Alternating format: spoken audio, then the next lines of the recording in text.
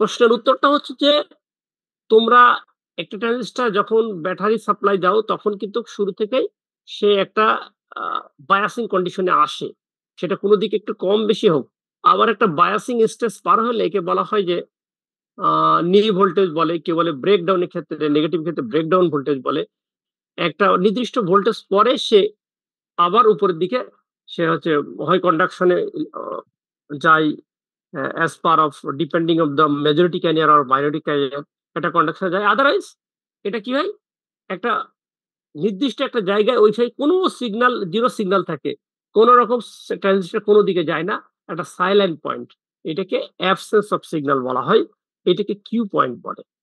এই Q point, আমরা Q point মানে এই যে ভিসি এর ক্ষেত্রে জিরো, এর ভ্যালুটা যে কিউ পয়েন্ট তখন হচ্ছে যে জিরো সি, এর ভ্যালুটা এই যে সি পর্যন্ত যতটুকু, যদি এটা পাস হয় মনে করো 0, 5, 10, 15 এরকম ছিল, তাহলে এটা 5 মিলি অ্যাম্পিয়ার, বা ভোল্টের ক্ষেত্রে 5 মিলি ভোল্ট, আর এটাকে মনে করো যে 2 মিলি অ্যাম্পিয়ার। এই দুটো 5 মিলি মিলে এইটা হচ্ছে যে কিউ পয়েন্টের ভ্যালু। আইসি ওই সময় এত কারেন্ট এবং এত ভোল্টেজে ওইটার অপারেট করবে। কথা কি বোঝা গেছে? আমার মনে হয় বুঝতে পারছো। না বুঝতে পারলে আমি আবারও বলি, এইখানে একটা উদাহরণ আছে দেখো, কালেক্টর মিটার ভোল্টেজ, এটি ইকুয়েশন, আইসি ভ্যালু 0, তাহলে ভিসিসি হচ্ছে এবার ভ্যালু দিচ্ছে এই স্পষ্ট করে, এই যে আরসির ভ্যালু দিচ্ছে, ভিসিসির ভ্যালু দিচ্ছে, কোনো সিগন্যাল দেয়নি। তাহলে এইখানে দেখো দেওয়ার পরে আমরা একটা ভিসিসির ভ্যালু আসছে 12.5, এবার আমরা আইসির ভ্যালু দেখবো, এই যে এর ভ্যালু আসছে 5, তাহলে 12.5 আর এটা হচ্ছে 5, যেটা পাচ্ছ এইটা হচ্ছে লোড লাইন। আর এইখান থেকে তুমি অপারেটিং পয়েন্ট, জিরো সিগন্যাল যদি হয় তাহলে একটা অপারেটিং পয়েন্ট এই বরাবর এখানে একটা পাবা, সেই যে ভ্যালুর জন্য পাবা সেই ভ্যালুটা ফিক্স করবা, সে তাহলে সেখান থেকে তুমি অপারেটিং পয়েন্ট, সেটা ডিপেন্ড করবে যে তোমার বেস কারেন্টের কত ভ্যালুর জন্য এটা বারবার আমাদের অসিলোস্কোপে কাজ করে করে অপারেটিং টাইম বের করবে। হ্যাঁ, এই যে এখানে দেখো zero signal collector meter voltage VCE, এই যে এখানে তখন ভিসিই, আর আইসির ভ্যালু এটা হচ্ছে 12, এটা 1, আমরা যদি 6 নেই তা 6, ভিসি 6, তাহলে অপারেটিং পয়েন্ট 6 ভোল্ট আর 1 অ্যাম্পিয়ার। এটা এই ইকুয়েশনটা বের করেছে, এখান থেকে তোমরা দেখো when in the circuit of এত, ভিসিসি এত, আরসি এত, draw the load line, what will be the Q point if zero signal base current is এত and beta is equal to এত।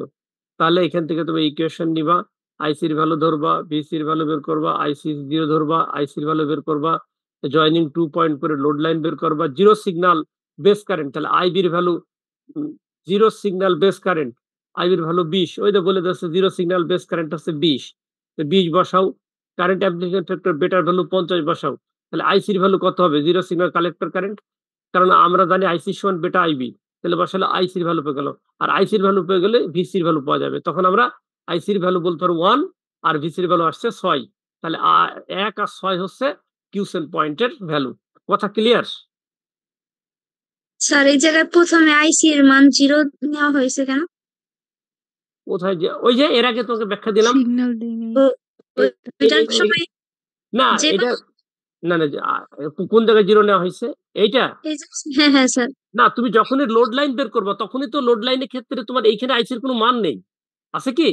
আইসি না এদিকে স্যার, আউটটা সিগন্যাল পর্যন্ত দিই জিরো, নাই আমরা। আবার যখন ভিসি নিবা তখন এইদিকে তো কোনো ভিসির কোনো মান নেই, আছে জি কি? স্যার, না কারণ তুমি স্যার, তো যখন লোড লাইন বের করে সবসময় এটা ধরতে হবে তোমাকে, লোড লাইনের ক্যারেক্টারিস্টিক তো ওটা।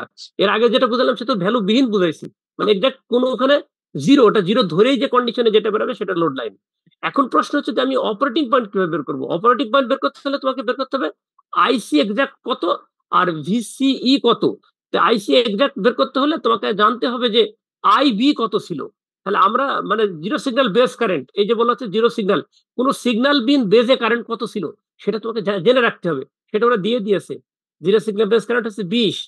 আবার এখানে একটা বেজ অ্যাম্পলিফিকেশন ফ্যাক্টর, এই যে বেটা, হ্যাঁ, অ্যাম্পলিফিকেশন ফ্যাক্টরটা জানা লাগে, কারণ এক একটা ট্রানজিস্টরের অপারেটিং এর সিস্টেম ভিন্ন ভিন্ন, তাই বেটার ভ্যালুটাও দিয়ে দিয়েছে। বেটার ভ্যালু কেন লাগবে? তোমার আইসির ভ্যালু বের করতে গেলে বেটা আইবি, শুধু আইবি জানলে হবে না, বেটাও জানতে হবে। বোঝা গেছে? Beta G equal to sir, এবং আইসি আইসি বাই যখন আইবি জেনে ছিল। যাবা তখন তুমি ভিসিইউ বের করে ফেলতে পারবা এই ইকুয়েশন থেকে, হ্যাঁ, কারণ অন্যগুলো জানো। তাহলে তুমি দেখো এই যে আইসির মানটা বসাই দিয়েছে, VCC এর মানটা এর আগে বের হইছে। এখানে VCC বের হইছে, তাহলে এখানে ৬ আর ১ এটা অপারেটিং পয়েন্ট। পারবা না এই ধরনের প্র্যাকটিস ম্যাথমেটিক্স আসলে? জি স্যার। ওকে। আমি আর এখানে বুঝাবো না। লোড লাইন আর অপারেটিং পয়েন্ট অনেক কথা বললাম। আর কি আছে? ট্রানজিস্ট ইনপুট রেজিস্ট্যান্স এগুলো তো তোমরা জানো। দেখি কি আছে সিলেবাস।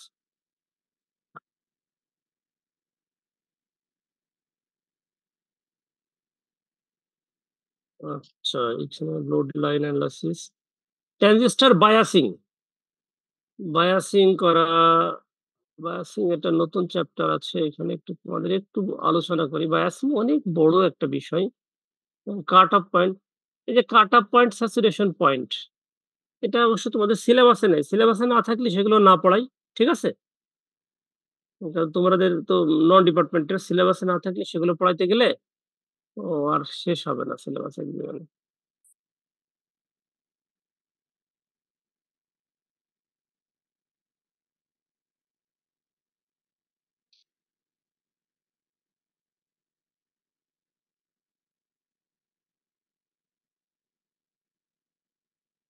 এইখানে এই চ্যাপ্টারে আর নেই। তো বায়াসিংটা একটু দেখাই। বায়াসিং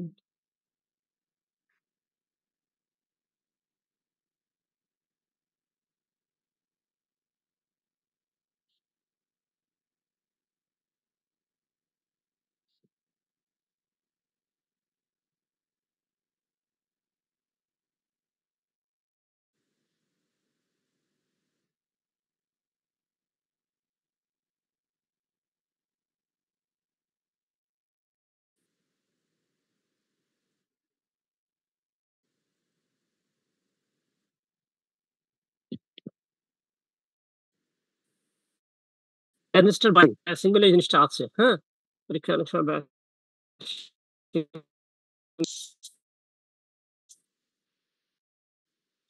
বায়াসিং নিয়ে আমি খুব বেশি ডিটেইলস এ যাব না। তোমাদেরকে ছোট্ট করে একটু বুঝাবো। একটা গল্প বলবো। গল্প শুনবা, তারপরে বায়াসিং এর একটা গল্প শুনে ক্লাস শেষ। তোমাদের এখন তো তোমরা সব নিউক্লিয়ার ফ্যামিলিতে বড় হয়েছো। তোমাদের তো সবারই একটা একটা করে ভাই বোন। তোমরা তো গ্রামে বাড়ি আছে তোমাদের কারোর? জি স্যার, আছে স্যার। শহরের ছেলে মেয়েরা গ্রামেও আছো। তা গ্রামে তোমরা তো বোধহয় খেলাধুলা গ্রামে করো না, স্যার, শুধু মোবাইল টিপছো নাকি? না স্যার, না স্যার, একদম। তোমাদের তো সব 2000 এর পরে জন্ম না? জি স্যার, জি স্যার, একদম। 2004-5 এই দিকেই সবার। জন্ম, তাই তো? জি স্যার, ওই মানে আমি সময় তো যখন ফোন এসএসসি ছিল না। এসএসসি পাস করি তখন তোমাদের জন্ম 2002 এ আমি এসএসসি পাস করেছি। বুঝছো? তো তার উপরে আমাদের। জন্ম হুম, হয়েছে, তাই তো? জি এইচএসসি স্যার। পাস করার পরে। তা আমাদের সময় আহ, গ্রামে অনেক সময় ওই যে দেখবা যে তোমরা এখনো দেখেছো অনেক জায়গায়, এই যে গ্রামে মনে করো অনেকে ওই যে গুড় বিক্রি করতে আসে, এই ঝাল পটল বিক্রি করতে আসে, অনেকে আসে না গ্রামে?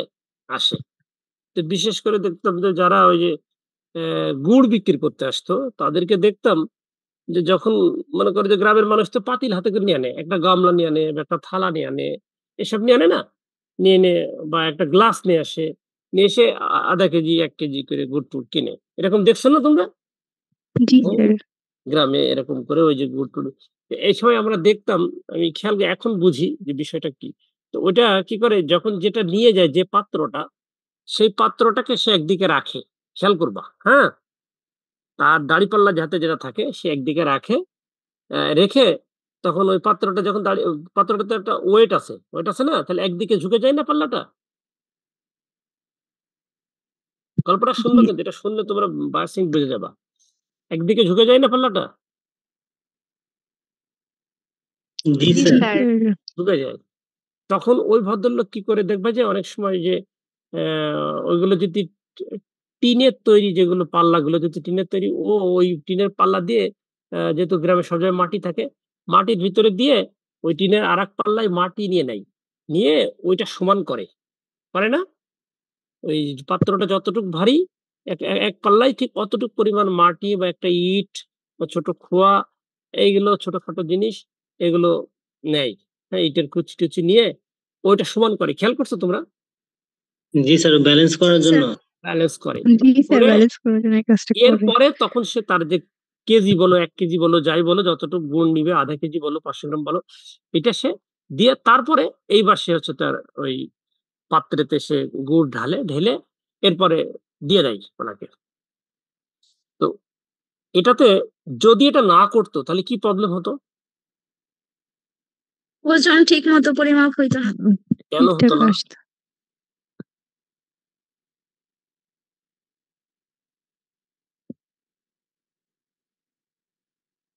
তোমরা সায়েন্সের স্টুডেন্ট, তোমাদের কাছ থেকে ব্যাখ্যা চাইবো। জি স্যার, ওইদিকে মানে একদিকে ওজন যখন মানে ওইটা তো ইয়া থাকে না, দুইটা তো ওজন পরিমাপ সমান থাকতে হবে, দুইটা পাল্লার। একটা যখন বেশি ভারী হয়ে যাবে তখন তো পুরোটাই মানে সমান পরিমাণ হবে না, জন্য। আসল কথা হচ্ছে পাত্রটা সমান পরিমাণ গুড় কম পাবে সে, পাত্রটার ওয়েট যতটুকু হবে। জি কারণ স্যার। পাত্রটা তো সহ ওই বাটখারা, যেটা তুমি বলছো যে কেজি, ওটা তো ও তো জানে না ওইদিকে কি আছে। ও জানে আমার কেজি যতটুকু ওয়েট ততটুকু ওয়েট পরিমাণ আমি ওকে সমান ধরবো। ঠিক আছে? কিন্তু জি স্যার। পাত্রটাকে যদি আগে থাকতে গিয়ে সে বাদ না দেয় এভাবে, মানে ব্যালেন্স না করে, তাহলে কিন্তু পাত্রর ওজন যতটুকু অতটুকু গুড় কম পাবে উনি। কথা জি শিওর? স্যার। জি স্যার, এটা আমিও করছি। আচ্ছা, তাহলে এ পর্যন্ত তো আমার একমত হও। এবার আসো বায়াসিং এর ক্ষেত্রে। বায়াসিং এর ক্ষেত্রে হচ্ছে কি, ট্রানজিস্টর যখন অপারেট করা হয় তখন এর আগেই আমি বলেছি এর হচ্ছে ২ ধরনের হচ্ছে বিষয় আছে। যে এটা হোল দ্বারা বা ইলেকট্রন দ্বারা এটা কারেন্ট ফ্লো করে। এজন্য আবার ট্রানজিস্টর ভিন্ন, ভিন্ন পরিবেশে, যেমন টেম্পারেচার বেশি থাকলে, কম থাকলে অনেক ব্যাপার-স্যাপার থাকে, যার কারণে সে কিন্তু ওই যে গোড়ালার মতো, গুড় বিক্রেতার মতো সে কিন্তু আ একটা দিকে বায়াস থাকে। কোন একটা দিকে সে কম বেশি থাকে। তখন তাকে বায়াসিং করে নিতে হয়। তাকে ঠিক করে নিতে হয়। তার ইনপুট আউটপুট ক্যারেক্টারিস্টিক্স ঠিক করে নিতে হয়। এটাকে বায়াসিং বলে ট্রানজিস্টরের। আমি এই শব্দগুলো এখন এখানে পড়ব। The basic function of the transistor is to amplifications. আমি আগেই বলেছি ট্রানজিস্টর মেইন কাজই হচ্ছে এমপ্লিফাই করা। The weak signal is given to the base of the transistor and amplified output is obtained from the collector circuit. তাহলে বেজে আমরা input দেই, কালেক্টর আউটপুট পাচ্ছি। উইক সিগন্যাল দিচ্ছি বেজে, collector strong signal. Our important requirement during the amplification is that only the magnitude of the signal should increase and there should be no change in the signal shape. কিন্তু আমরা আরেকটা জিনিস আমি বলেছি, আমরা যদি সাইনোসয়েডাল একটা ওয়েভ দিই, আমরা কিন্তু আউটপুটও সাইনোসয়েডাল পাই। এখানে নিচের ইনপুটের ওয়েভ অ্যামপ্লিচিউডটা ছোট আর ওটার অ্যামপ্লিচিউডটা বড়। ওই অ্যামপ্লিচিউড দেখেই আমরা হচ্ছে পাওয়ারটাকে বেশি ধরি। কিন্তু এটা কিন্তু হয় না যে আমরা হচ্ছে দিচ্ছি এখানে হচ্ছে যে যদি ট্রান্সফারেবল না হয়, আমরা দিচ্ছি এখানে ইনপুট দিচ্ছি হচ্ছে মনে করো যে স্কয়ার ওয়েভ, ওখানে পাচ্ছি হচ্ছে যে সাইনোসয়েডাল ওয়েভ। এটা কিন্তু হচ্ছে না। একটা শুধু চেঞ্জ হচ্ছে। This increase in magnitude of the signal without any change in shape is called the faithful amplifications. Faithful শব্দটা হচ্ছে যে এক্সাক্ট যেমনটা আমি চাচ্ছি, হ্যাঁ? অ্যামপ্লিফিকেশন হওয়াটাকে faithful amplification বলে। এখন faithful amplification এর জন্য কিছু প্রি কন্ডিশন আছে। In order to achieve this means a provided to ensure that the input circuit মানে যেটা base emitter junction of the transistor remain forward bias, অবশ্যই ইনপুটটাকে ফরওয়ার্ড বায়াস হতে হবে না, এবং output circuit always remain forward bias during all parts of the signal. This is known as transistor biasing. তার মানে কি, আমাকে ইনপুটকে সবসময় ফরওয়ার্ড বায়াস আর আউটপুটকে রিভার্স বায়াস থাকতে হবে। এটা বায়াসিং এর একটা প্রি কন্ডিশন। না হলেই ওই আউটপুটে কারেন্ট ফ্লো করে ওই যে লোডের মধ্যে দিয়ে চলে যাবে। কথা কি বোঝা গেছে তোমাদের? We should now discuss the biasing help of the, এখন বায়াসিং এর মাধ্যমে কিভাবে আমরা ফেইথফুল অ্যামপ্লিফিকেশন পেতে পারি, মানে আমরা যেটা অ্যামপ্লিফাই করতেছি এক্স্যাক্টলি কি আসলে অ্যামপ্লিফাইটা ঠিক মতো হচ্ছে। আমি 10% অ্যামপ্লিফাইয়ের জন্য একটা ট্রানজিস্টর কিনলাম, কিন্তু সে যে অ্যামপ্লিফাই দেয় তাতে 12% হয় অথবা 8% হয়। এটা তো ফেইথফুল হলো না। তাহলে ফেইথফুল অ্যামপ্লিফিকেশন এর জন্য কিছু কন্ডিশন আছে। Proper zero signal collector current, collector base emitter voltage, minimum collector emitter voltage. মানে কি, প্রপার জিরো সিগন্যাল, আমরা যে জিরো সিগন্যালটা দিচ্ছি সেটা ঠিক মতো দিচ্ছি কিনা। Minimum proper base emitter voltage, ওই যে বেজের যে ভোল্টেজটা দিচ্ছি সেটা মিনিমাম কিনা, আর minimum proper collector emitter voltage minimum কিনা। যত মিনিমাম জিনিস শুরুতে থাকবে তার মানে ভুল ভাল এগুলো কম হবে, আর যত বেশি হবে তত আগে থাকতেই যদি মনে করো যে তার ভিতরে গলদ, তাকে তুমি বেশি বেশি করে উপদেশ দিয়েই বা কি না দিয়ে, সে তো আগেই সে গলদ হয়েছে। এই জন্য যত কম থাকবে তাকে সংশোধন করা বা বায়াসিং করা তত সহজ হবে। Base emitter junction that remain properly forward bias, আগেও বলছি। other hand ensure the base collector junction reverse bias proper zero signal, এখানে জিরো সিগন্যালে কিছু কথা বলা হয়েছে। এই যে যে সিগন্যালটা দিচ্ছি, এই যে এখানে দেখো কোনো সিগন্যাল নেই, আনফেইথফুল অ্যাম্প্লিফিকেশন, এইটা ফেইথফুল অ্যাম্প্লিফিকেশন। আমরা প্রপারলি জিরো সিগন্যালটাকে আমরা দিতে না পারলে, এই যে এখানে প্রপার কিভাবে, এইটার সাথে এখানে তুমি কিচ্ছু দাওনি, এই এখানে কোনো সাপ্লাই নেই, ট্রানজিস্টর অনই হয়নি, তার মানে এটা কোনো ফেইথফুল অ্যাম্প্লিফিকেশন হবে না। এখানে একটা ব্যাটারি দিয়ে অন করে তারপর এখানে কোনো সিগন্যালটা তোমাকে ঠিক ঠিক মতো দিতে হবে, জিরো সিগন্যাল কন্ডিশন যাতে আসে। এই জন্য এগুলো এখানে এর কাহিনী লেখা আছে প্রপার বেজ এমিটার বক্স। এগুলো আসলে তোমরা একটু দেখবা, আমি বায়াসিং এ যাবো মেনলি, ওগুলোর থেকে আমার দরকার হচ্ছে বায়াসিং এ। ওগুলো আছে ফেইথফুল অ্যাপ্লিকেশন পাওয়ার জন্য প্রি কন্ডিশন। তাহলে কি বলে, it has already discussed the faithful application that satisfy the three condition for zero signal collector, base emitter voltage, for collector current. আচ্ছা, the proper follow of zero signal collector current, পড়ো biasing এর ডেফিনেশনটা, একজন পড়ো তো এই লেখাটা, একজন পড়ো। The proper flow of zero signal collector current and the maintenance of proper collector emitter voltage during the passage of signal Passes. is known as transistor bias. আচ্ছা, এই কথা দিয়েই তোমাদের আমরা বুঝাই দেবো। তার মানে আমি আগেই বলছি জিরো সিগন্যালটা একটা ফেইথফুল অ্যাপ্লিকেশন পাইতে হলে কি কি কন্ডিশন ওরা বলে দিল না? জিরো সিগন্যাল কালেক্টর কারেন্টটা ঠিক থাকতে হবে, এবং কালেক্টর ইমিটার ভোল্টেজটা যাতে ঠিক মতো থাকে সেটা মেইনটেনেন্স হতে হবে। মানে শুধু ঠিক করে দিলাম 2 মিনিট পরে আবার চেঞ্জ হয়ে গেছে, এইটা যখন সিগন্যাল পাস হবে তখন এটা যদি ঠিক মতো থাকে তাহলে এটাকে এটা ট্রানজিস্টর বায়াসিং করা আছে। তার মানে ওই যে বলে, এটাকে আমাদের লেখা ওই যে গুড় বিক্রেতাটাকে বলা হয় ফের ভাঙা বলে, তোমাদের লেখায় কি বলে? ফের ভাঙা বলে, যে ফেরটা সে ভেঙে আমাদের দিল, এলাকায় ফের ভাঙাই বলে স্যার। ফের ভাঙা। তো এইটাকে মানে ফের ভাঙা মতো করে তোমাকে ট্রানজিস্টরটাকে বায়াসিং করে নিতে হবে। হ্যাঁ, তো ওই যখন সিগন্যালটা পাস হবে তখন জিরো সিগন্যাল কালেক্টর যাতে ঠিক মতো থাকে, আর যেন কালেক্টর ইমিটার ভোল্টেজটা যাতে কম বেশি না হয়, যেটা আমি ডিসভার্ট করতেছি, যেটা দিলে আমার সিগন্যালটা পাস হবে। এটা কিভাবে করতে হয় তোমরা বলছো স্যার এটা কিভাবে করব? এটা অসিলেটর আছে, সেখানে ট্রানজিস্টরের ইনপুট আউটপুটে কানেকশন দিয়ে অসিলেটর টেলিভিশনের মতো একটা দেখা যায় সিগন্যাল গুলো, এর এর সিগন্যাল দেখা যায়। তখন ওই নোড আছে, বিভিন্ন নোড ঘুরাই ঘুরায় তুমি যেটা দিতে চাচ্ছ নো সিগনালে, হ্যাঁ, আর যেটা কালেক্টর মিটার সিগনালে যেটা তোমাকে এক্স্যাক্টলি দিতে হবে, সেইটা যখন বের করে নিতে ক্যালকুলেশন করে সেইটাকে মেইনটেইন ঠিক মতো থাকছে কিনা, এটা তোমাকে যখন তুমি কাজ করবা সিগন্যাল দিবা তখন ওটাকে আমাদের মাঝে মাঝে চেক করে দেখতে হয় বায়াসিং ঠিক আছে কিনা। এইটাকে বলা হয় বায়াসিং করা। এই যে এখানে একটা ম্যাথমেটিক্স দেওয়া আছে, এখান থেকে বায়াসিং এর সিগন্যাল টিগনাল বের করে ওরা কাজ করবা। এই তো। এখন বায়াসিং যদি বলো স্যার আরো পড়াইতে হবে, আমি আরো পড়াইতে পারবো, কিন্তু তোমাদের আসলে মাথা ঘুরে যাবে, কারণ এরপরে বায়াসিং নিয়ে কেন বায়াসিং মানে স্টেবিলাইজ হয় একটা ট্রানজিস্টরকে কেন বায়াস করা লাগে, কারণ ট্রানজিস্টরের র্যাপিডলি চেঞ্জ হয়, টেম্পারেচারের সাথে সাথে চেঞ্জ হয়। ওই তারপরে ট্রানজিস্টর একটা মডেলে লেখা যা থাকে তো বাস্তবে সেটা ঠিক থাকে না অনেক সময়, অনেক কারণ ট্রানজিস্টর জোরে আঘাত করলে তার কন্ডাক্টিভিটি নষ্ট হয়, অনেক কারণে হতে পারে, অনেক ঠান্ডাতে ট্রানজিস্টরের কন্ডাক্টিভিটি চেঞ্জ হতে পারে। অনেক ডিপেন্ডেন্ট অনেক প্যারামিটার থাকে যাকে স্টেবিলাইজেশন বলে, এর স্টেবিলিটি নষ্ট হয়ে যায় ট্রানজিস্টরের। তো সেগুলো আসলে আমাদের অনেক বেশি পড়তে হলে যারা এই সাবজেক্টে পড়ে, এসেনশিয়াল অফ ট্রানজিস্টর বায়াসিং এই কথাটা শুধু একটু পড়ে নাও, ট্রানজিস্টর বায়াসিং কেন প্রয়োজন এটুকু শুধু পড়বে, যে 2 line, it should ensure the proper zero signal collector current. এই যে একটা ট্রানজিস্টর বায়াসিং কি, ফেইথফুল বাই অ্যাম্প্লিফিকেশনের শর্ত কি, আর ট্রানজিস্টর বায়াসিং কেন করা হয়, ট্রানজিস্টর বায়াসিং এর গুরুত্ব কি, এগুলো পড়া। এখন তোমরা যদি ডিটেলস পড়তে চাও তাহলে আবার একটা করে কারেকশন যেতে হবে, কমন এমিটারে যেমন বেজ রেজিস্টার মেথড, এখানে কিভাবে বায়াস হচ্ছে, তবে এগুলো বেশ ডিটেইলস এর বিষয়, আমি ডিটেইলস এ আর যাব না। এই চ্যাপ্টারে এগুলোই পড়ালাম। 10টা বেজে গেছে। আর যদি ২-১টা টপিক থেকে থাকে, আছে ২-১টা টপিক, এগুলো আমি তোমাদের ডিরেক্ট পড়াবো না। এগুলো তোমাদের হচ্ছে আমি ২-১টা অ্যাসাইনমেন্ট দেব। কারণ এগুলো খুব কম আসে। অ্যাসাইনমেন্ট আকারে আমাকে জমা দিবা, এইভাবে পড়ে নিবা। আর এরপরে আমি আগামী দিন উম তোমাদেরকে পড়ানো হয়েছে? ফিল্ড এফেক্ট ট্রানজিস্টরে কিছু বাকি আছে। কালকে কি বাকি আছে?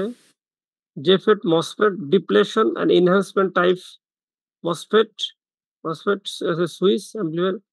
কতদূর পড়া হয়েছিল MOSFET? NMOS, PMOS, MOSFET বোধহয় পড়া হয়নি। পড়া হয়েছে? হ্যাঁ? না স্যার, এটা হয় নাই। না স্যার, পড়ানো হয় না। কি তাহলে JFET পড়ানো হয়েছিল? জি স্যার, ওইটাই শুধু পড়ানো হয়েছিল। মসফেটটা পড়ানো হয় নাই। আমি দেখি কালকে তাহলে MOSFET পড়া। তোমাদের সেমিকন্ডাক্টর ডায়োড পড়া হয়েছে, diode shaping technique, clipping clamping পড়ানো হয়েছে? না মনে হয়। না স্যার, এগুলা পড়ানো হয়নি বাইপোলার আমাদের। জংশন ট্রানজিস্টর পড়া হয়েছে, FET পড়ানো হচ্ছে, ক্লিপিং ক্লাম্পিং ফিল্টার পড়া হয়নি। ফিল্টার পড়া হয়েছে? ফিল্টারও হয়নি। না আচ্ছা, হয়ে স্যার। যাবে। না স্যার। MOSFET কিছু হয়েছে, যেটুকু আছে সেটুকু পড়াই দিতে হবে আর কি। হ্যাঁ, ফিল্টার একদিনে হয়ে যাবে। আচ্ছা ঠিক আছে, তোমাদের সেপ্টেম্বর পুরোটা ক্লাস নেওয়া যাবে, শুনেছি তোমাদের চেয়ারম্যানের কাছ থেকে। সমস্যা নাই, ঠিক আছে? আমরা একটু আস্তে ধীরেই পড়ি। ওকে, ঠিক আছে। তাহলে আজকের মতো সবাই ভালো থাকো, আর এই অ্যাটেন্ডেন্স গুলো দিও। কতজন এসছো দেখি শেষমেশ? 30 জন। ভালো উপস্থিতি। ঠিক আছে। 29 জন স্যার, আপনাকে দিয়ে 30 জন। ওরে বাবা, বাড়ি কোথায় তোমার? স্যার আমার বাসা যশোরে। হ্যাঁ, স্যার আমার বাসা যশোর স্যার। অনেক চালাক তো তুমি। আমার তো মাথাও নেই যে আমি সহ 30 জন। তো যাই হোক, পার্টিসিপেন্ট 30 জন। এনিওয়ে, তো দেখা হবে কালকে ইনশাল্লাহ। হ্যাঁ, 3টার সময় যদি সব ঠিক থাকে। ওকে, আচ্ছা গুড জি নাইট। স্যার, আসসালামু আলাইকুম স্যার। আসসালামু আলাইকুম। আসসালামু আলাইকুম স্যার। ওয়ালাইকুম স্যার। আসসালাম।